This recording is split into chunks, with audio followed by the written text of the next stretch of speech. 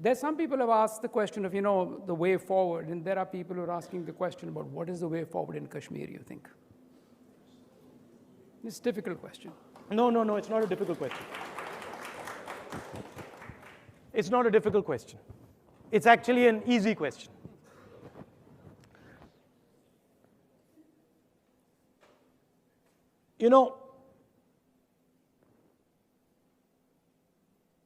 For 9 years,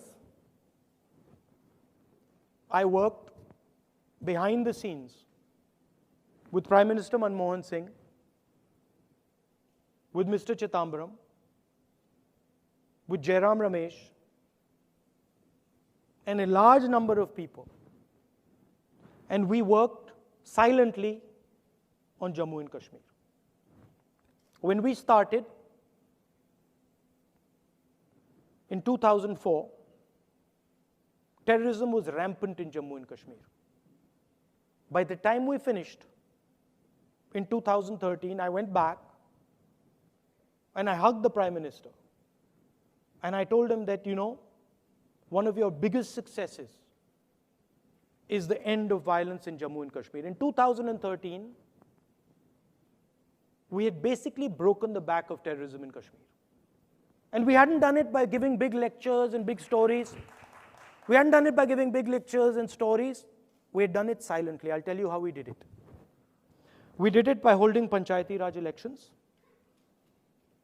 We did it by linking women to banks, self-help groups. We did it by running a program of getting young Kashmiris, young people from Jammu and Kashmir and Ladakh, employment in other parts of India, bringing corporates to Jammu and Kashmir, having conversations like this with them, and building their confidence. In fact, the bodyguard who I went to Jammu and Kashmir is standing right here. And my way of measuring progress, I had two metrics. One metric was how many commercial flights are coming into Jammu and Kashmir. Because the more commercial flights, the more tourism, the more people are comfortable, the better we are doing. And the second was how close these guys stand to me. So if these guys are standing like all around me, we're not doing well. And if they're sort of loosening up a bit, we're doing well. So we went from practically no planes to 50 planes. And I remember one day in 2013, when I was looking around and I was like, where are my security guys? And they had actually loosened up so much. And there was crowds all around me, 100, 200 people, and having a conversation. I went back there in 2014, and this gentleman was there with me. And this gentleman, these are his words, not mine. Let's get out of here right now. Otherwise, we're going to be in serious trouble. Right? What happened between 2013 and 2014 August? I'll tell you. Our strategy was to close the space for terrorists in Kashmir. We basically went in there and said young Kashmiris have two options. They can either be pro-India or they can be against India. Let's close the against India space. Let's find every little space we can find which is not pro-India and shut it down. And it took us 9 years. Panchayati Raj elections, suddenly the Indian government landed up right in the village. We had Pradhan sitting in the village,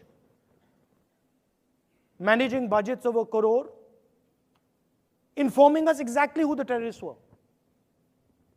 Students going to Bombay, to Karnataka, coming back and saying, you know what? Actually, there's opportunity here. So we gave the kids in Jammu and Kashmir a vision. And it was working.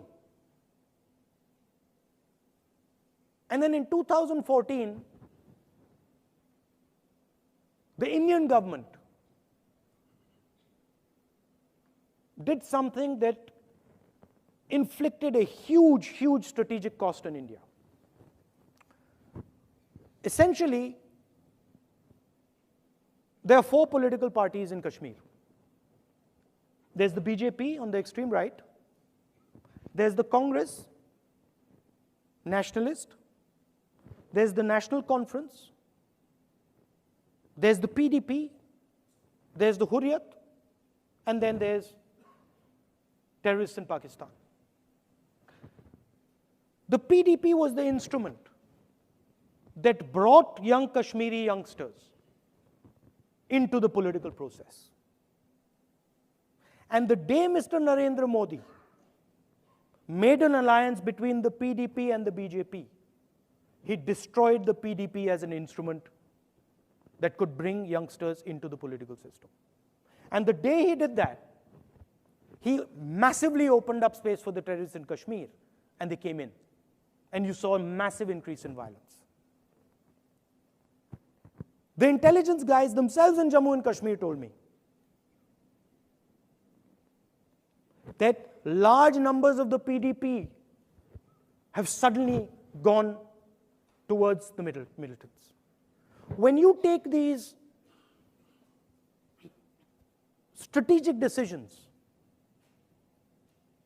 to take a little bit of political advantage, you do tremendous damage to the country. Today, Jammu and Kashmir, the space in Jammu and Kashmir has been opened up, not only for the Pakistanis, for other players in the region.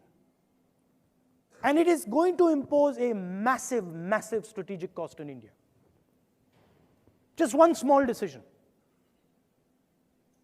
So when you go into the details of these things, the answers are not complicated. You talk to people, you give them hope, you give them a vision. It doesn't matter who they are, whether they're from UP, Kashmir, anywhere. They will engage with you. You build trust with them, they will engage with you. It's not complicated.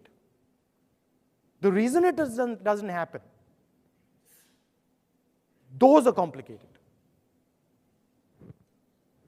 What about the current strategic? Harsh, you want to ask the next questions? I think we've gotten quite a few questions. But what amazed me, Go ahead. sorry, I'm passionate about this because for me, the Jammu Kashmir question is a very important question for our future. You know what amazed me was 9 years of work. Going there, talking to people, 9 years, 30 days destroyed. 30 days. And it blew my mind. I was so sad. I was like, my God, 9 years. And it can just be wiped out in 30 days.